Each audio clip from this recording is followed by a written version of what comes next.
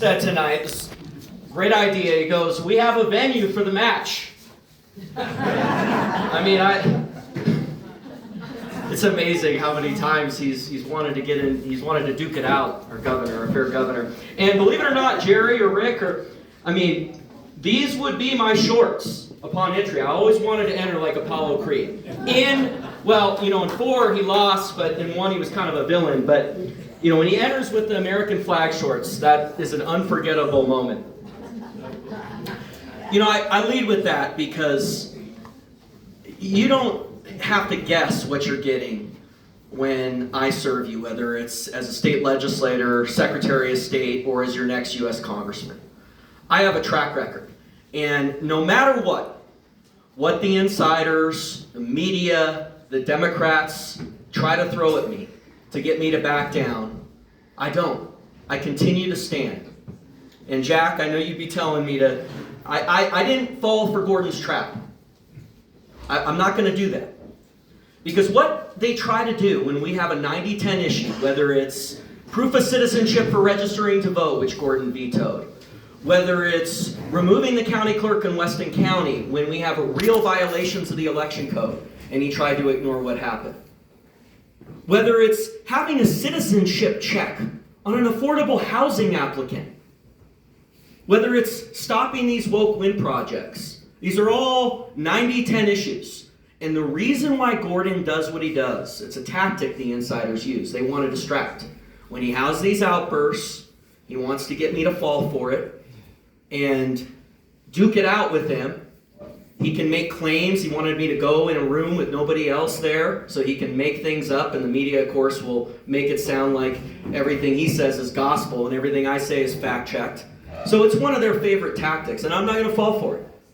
I'm going to continue to stand for the truth, for the silent majority, you, that believes in these America First Wyoming values and just wants some representatives for once that will deliver the goods and stop talking during campaign time with these worn-out slogans and not getting the job done.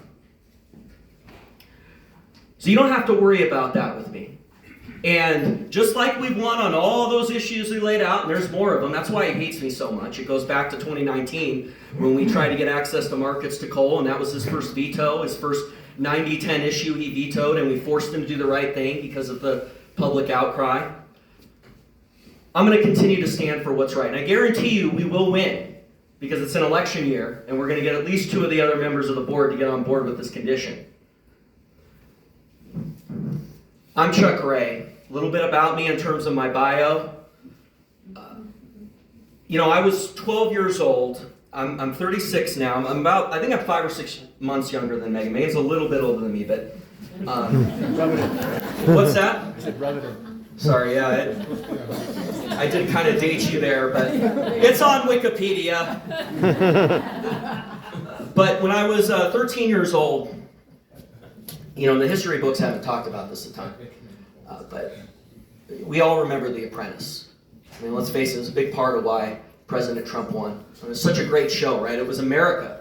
It was when you had the game show boom, 2001, 2002, that was started by Survivor, but you had just everyday Americans that were doing their best. They were given an assignment. They broke out into teams, and the ones that worked together and reached their full potential, they won. And the losing team, one of them was fired every single week. It was what America's about. It's about achievement.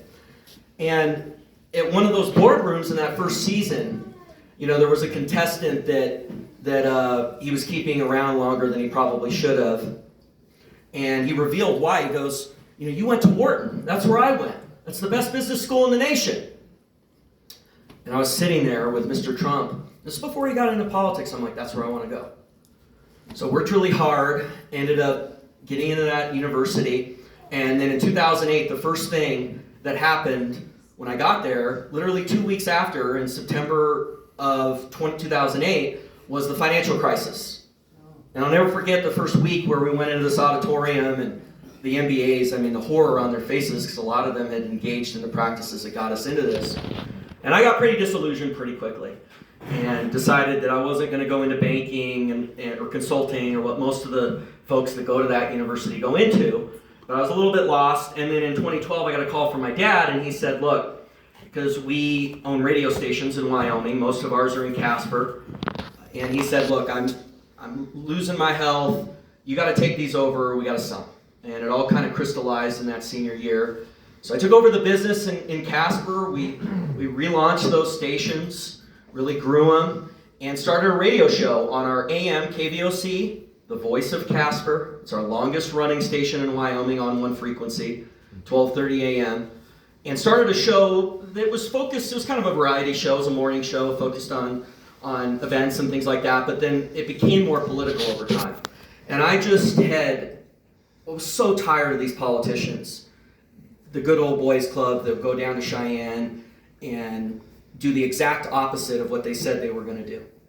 So I decided to run for legislature. Won in 2016. First bill I filed when I got there was the ultrasound bill. And we brought it through. It was the first pro-life bill in 30 years. One of my mentors, Bob Brechtel, who still lives in Casper, East Casper, he had worked really hard on this.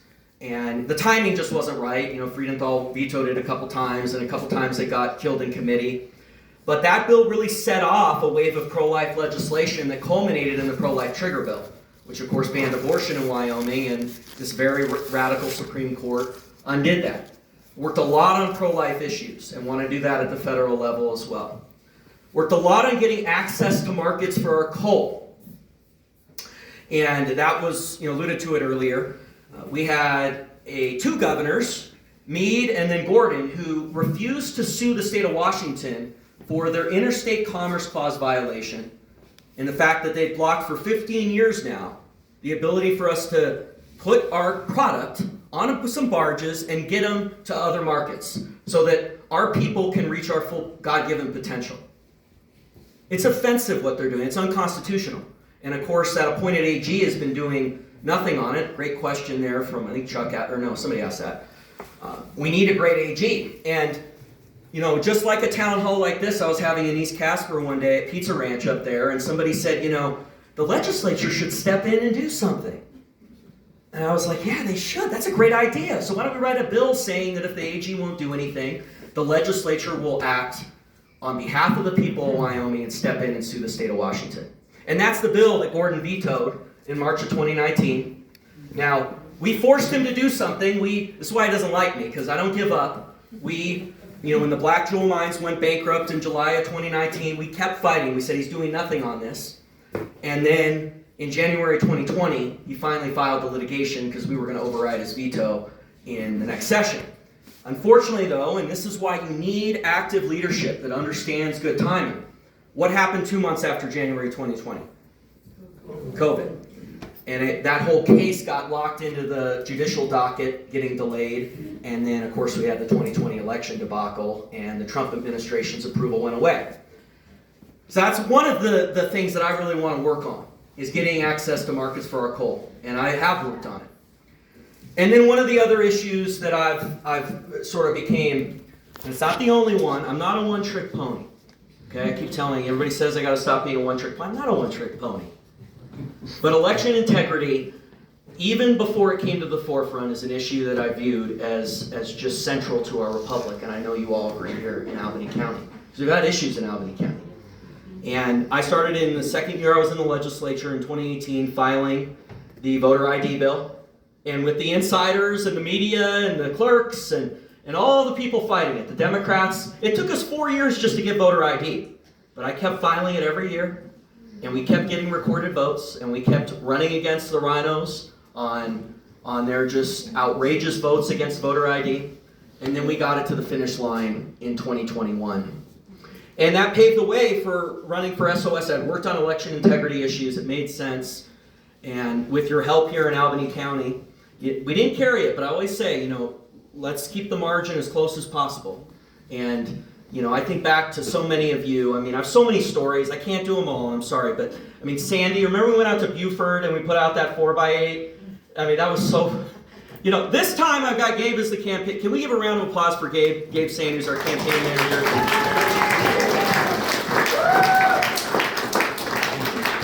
On that race, I didn't have a campaign manager, so Sandy goes, "We're going out. I'm going to help you," because I was putting out 4x8, some of them alone. And Sandy, we were out in the wind, and it was fun though. And then, it's just so many stories from this room, and thank you, Diana, for Taylor. So many of you stood with me over the years, Jerry and Rick. It's just, you're my neighbors and you're my friends, and you believe in me, and I'm not going to forget that. So as SOS, you helped me get to the finish line on that, and we hit the ground running on that. We brought proof of citizenship for registering to vote through. Of course, you remember, in the veto heard around the world on April 12th of 2024, Gordon vetoed that. Literally, as he hands me the veto, he handed it to me. And I turn on Trump at a Mar-a-Lago press conference with Speaker Johnson announcing that proof of citizenship for registering to vote is his #1 legislative priority. And of course, that became the Save America Act. Literally, as our governor was vetoing it, President Trump was saying it was his #1 election integrity priority. And think about how just out of touch he is. But we didn't give up. When we got our conservative majority in the House, which we've worked long and hard on, we brought it through. Representative Bear had a great bill. We brought proof of citizenship for registering to vote through. We closed our primaries. That was our #1 priority in 2023. And I told Representative Haraldson, I was like, because that bill had been locked in a variety of legislative minutia for a decade. I had seen it as a member. And I told Jeremy Haraldson, we're running this in 2023. We're going to do it as a House bill. House is going to take the charge on this. And it worked. We cleared the legislative deadlock, and that was our first session, and we stopped. It's no coincidence that the first election cycle after the primary was closed was when the Freedom Caucus took the majority. It's not a coincidence. You had 20% of the electorate switching into the Republican primary before we closed our primary in the last 90 days. It was 20% of the so-called Republican primary electorate. So that's made a huge impact. Of course, the papers aren't going to talk about it. We banned ranked choice voting. We banned the Zuck Bucks. We've taken on fraud in a variety of ways, although the legislature has stymied us on a couple of our approaches on taking on fraud. We, in a joint operation with the FBI, dissolved entities tied to North Korea. So I always say, we took on North Korea and we won. We won. And now I want to be your next U.S. Congressman. And I had that intro because the track record, again, is there. You don't have to worry about it. So many of you have told me, we're tired of these politicians that tell us everything in campaign time. And you're right to have your guard up. But all those tactics that the insiders, the media, the Democrats have used against me over the years, and there are scars, I don't care about their lies, their deceit, their machinations, their circular reasoning. I serve you, the people of Wyoming. Now here's what I want to work on. One, we've got to protect every one of our industries. They've been under attack for over 30 years. Coal, we've got to get access to new markets, and I want to leverage the powers of the federal government. There are a lot of things we can get into a Q&A that can be done to get that terminal so we can get access to markets. We need to remove all the subsidies for woke wind. Woke wind is in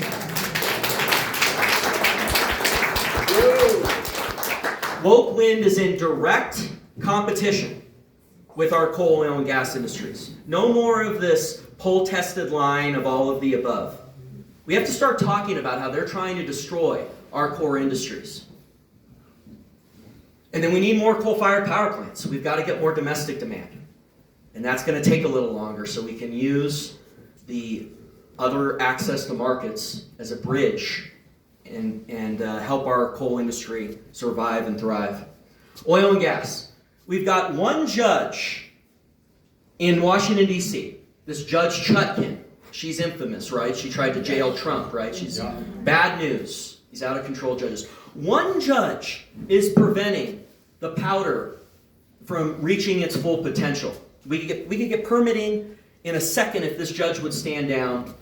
We could fill SPR back up, the petroleum reserve, lower prices. That could be Wyoming that is in the center of the answer for our country. And you know what our Congress needs to do?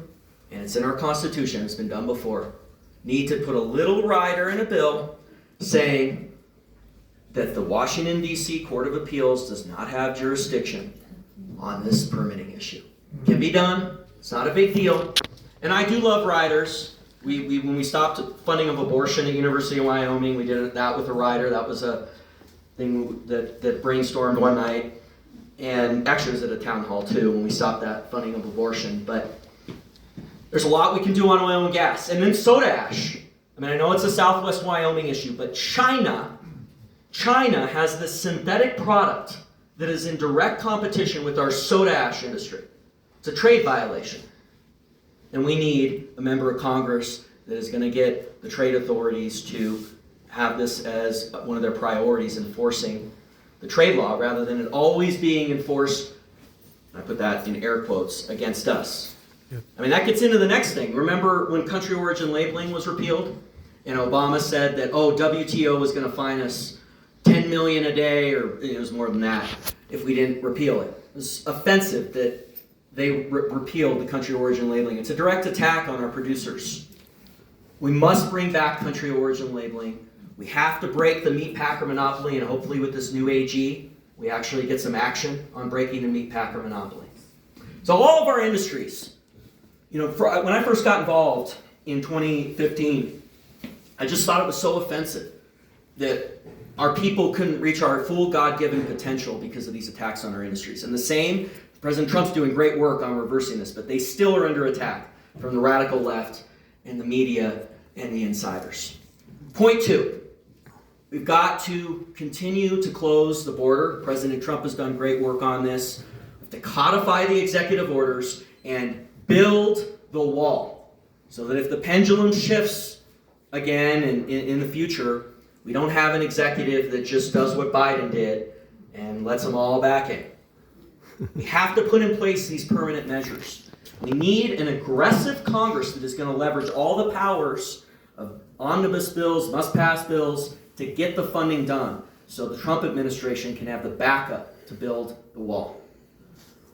3, baseline election integrity measures. Now, we became the model in Wyoming. We were the first state in the nation to have an ironclad proof of citizenship requirement for registering to vote. That's the Save America Act, voter ID, that was 2021. And we have to hold the line and make sure the Senate passes the House passed bill, and we just keep passing it every single month. And the House needs to be clear that there's going to be some real consequences if the Senate does not take action on the Save America Act. And I can tell you as a former chief election official, or at that time I'll be former, this is a huge priority for me. There's really only one other in the entire Congress of 435 that is a former chief election official. And so I want to be on the House Admin Committee, work on these election integrity measures. It's a key priority for me. Protecting the Second Amendment, protecting pro-life, all the above. And I can tell you, you know what you're going to get from me. You're going to have representation that advances your will in every single moment of the day. I'm going to be working to get these priorities into the appropriate bills. That's what you're going to get from me. So I'll open it up to Q&A. Really excited to talk more about these issues. The debt, the budget. I mean, what's the number one cause of inflation in this country? The Biden inflation, by the way. Democrats. Yes. Yeah, Democrats are true. And then the second, the root is the spending, the debt. And they don't teach that in these schools anymore. I asked them, I did have one school group that got it right, but we need to be talking about this more because it really is the spending that is causing the inflation. And one of the other things that inspired me was back in 2010 when it was 40 members that became the Freedom Caucus. At that time they hadn't formed. I was in college, and they leveraged the only reduction in federal expenditure other than the 94 revolution. And they said, we're not going to pass the debt ceiling, Obama, if you don't reduce the federal budget. And that was the sequestration limits of 2010. That's what it's going to take now. You need 40 to 50 really strong members of the Republican caucus that are going to hold the line. And I'm going to be one of those members and get that momentum around controlling expenditure. So I'm going to open up to Q&A, continue to talk more about these issues. Thank you. One thing that kind of bothered me, Yeah. you said something when the pendulum swings back and forth and the Democrats get back in power. I think you really need to get that out of your mind. Because if the Republicans get their head out of you know where and started thinking about if they did the right thing and just stuck to it, they wouldn't have to worry about it. Because the Democrats already know that they're failing. That's why they're taking all the money, putting it in nonprofits and having it kicked back to them, and all the cheating and bringing in all the illegals and everything else. Stop worrying about it. Just tell them to get on the stick and do the right thing. It's pretty obvious what has to be done. Well, I said if, not when, but I appreciate what you're saying. I think that, you look at the history of our country, and there's always been, to some extent, a pendulum. Well, And it's, 20 to 25% that, there's a lot of psychology that goes into it, but there is always, it seems like, a switch. But I agree with your premise that certainly this year I think we're going to hold the House, and we have to hold the House. But I also think that we have to be prepared, because codifying these executive orders, the executive orders can be reversed with a stroke of a pen. And that's why you got to codify them. And one of the reasons to do it, and there are others, is that if the pendulum swings, they can't reverse it with the stroke of a pen. But they've already reversed it. They've already done the, no, you can't do that. Because when you get in there, which I think you're going to get in there, I accept your premise. I accept your premise. Tell the 20 people that want to give amnesty to the illegals, they can't do that. They're going against the whole premise of this whole country. Yeah, we need accountability. And on Weston County, we saw it today. That was a 15-month process. And they tried everything in the book, everything, to try to stop us from having accountability on that. Some of the story I can't even, it's just, it would take too long. It was a 15-month process. But I hear what you're saying. I love that you say when we get in, but I say if on that too. Gabe will tell you, because we have to work our tails off these next 5 months. So, some of it's, it's, I get what you're saying, and we have to be confident, and I am confident, know that. But I also think that we need to understand that there are a variety of prudent reasons to put these things in the code, rather than, and President Trump's great to have the executive action, but there's a lot of reasons to do that. Yes. So, Chuck, as you know, we have a woke sheriff here who was appointed in 2020 and then was elected in 2022 in what many people think was a rigged election, and there was election integrity issues there. We're, of our 18,000 registered voters, we've got close to 11,000 registered Republicans, but we have liberals in this town who admittedly say that they register as Republicans to screw with the vote. How do we recognize and how do we know how many of those truly left liberals have registered as Republicans? How do we prevent them from taking the seat? Well, I'm glad that we worked this out here. I think it's all been worked out, right? We got a clear consensus. We're good. So, full and complete endorsement, Albany County Sheriff, and we need a great sheriff here. We really do.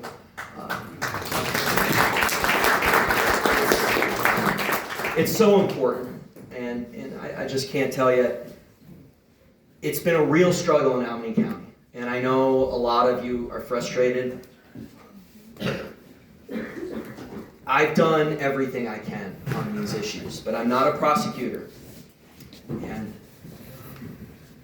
we haven't been able to get prosecutions on these issues in Albany County. We haven't really been able to even go to past an investigation stage. So we've got to have a sheriff that takes these issues seriously, and I don't think that's what we have right now. No, we don't. He's the only sheriff in the state who does not honor ICE detainers and releases these illegals back into the community to commit more crimes. Some of the stories I could tell you about the meetings I've had with him, it's almost like he is trying to intimidate us. And we were not intimidated. But, I mean, just like what you saw, Rick, they did with you, I mean, it's that sort of mindset when we start asking questions and bringing these things. So when you have that, I mean, how are you ever going to get to, hey, we're going to actually investigate these things? When from the start, it's like an adversarial relationship where they're saying you might be actually the one committing some sort of violation. That's what you have DCI for. Well, they haven't wanted to take this one up. They haven't wanted to take this one up. And that's not what the election code says, actually. It is the localities that are supposed to take up these complaints. Supposed to. But Yes. when they don't, there's got to be another effort. Oh, they say that that's the way the code reads, and they had got to get called in. So, and then the commission doesn't call them in because the commission backs up the sheriff. So, Our commission won't. Beg your pardon? Yeah, our commission won't. I'll tell you. well, that's why we got to get new commissioners in. No, our commission Don't won't point back at him up. me. Don't you dare. Our current commission is good. They will not back him up. They will fight him. Well, if they can pass a motion giving DCI getting conflict counsel on I'd these rather issues. just get a new sheriff. Okay. I really. Well, you can pass a motion. I- So that has been done. That was one of the things that happened in Weston County. So. Yes. So, a couple months ago, a couple of years ago, I was at the feed store, and there were 3 stupid ranchers around a table. And I just voted, had the little, I voted, so on. So I said, I'm noticing that nobody has the sticker. Did you not vote? No. So why not? Well, I'm real busy here. And so, apathy. There are more registered Republicans than there are Democrats in it's not Albany, it's Albany. Albany County. You want to teach intelligence, say Albany. You say that? Albany. There you go. The apathy is, these people are so damn lazy and stupid that they just let it go. And then we end up with communist representation. It's a lot of the people that we know that are doing things, right? They're not voting. They're not going to meetings. Why not? This is part of what we take from the community. We have to be responsible citizens and make sure that we always, vote conservative. Otherwise, it's just like you're not voting at all. I'm just gonna sit here around this table and talk about that big bull of mine. And that's not gonna work. So, that's all I have to say. Well, thank you, Chuck. And One question left over here. do we have? What? I assume you're Italian, right? Who, me? Yeah. He's got his hand up, I didn't know if he was a relative or something.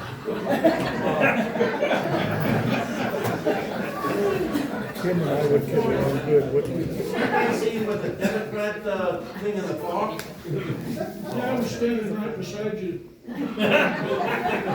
was giving him the #1 salute. So, yes, I live in Albany County, Right. but I was born and raised in Queens, New York. Okay. So I left. Imagine Question over here. what it would be like if we had a mayor like Mom Dummy.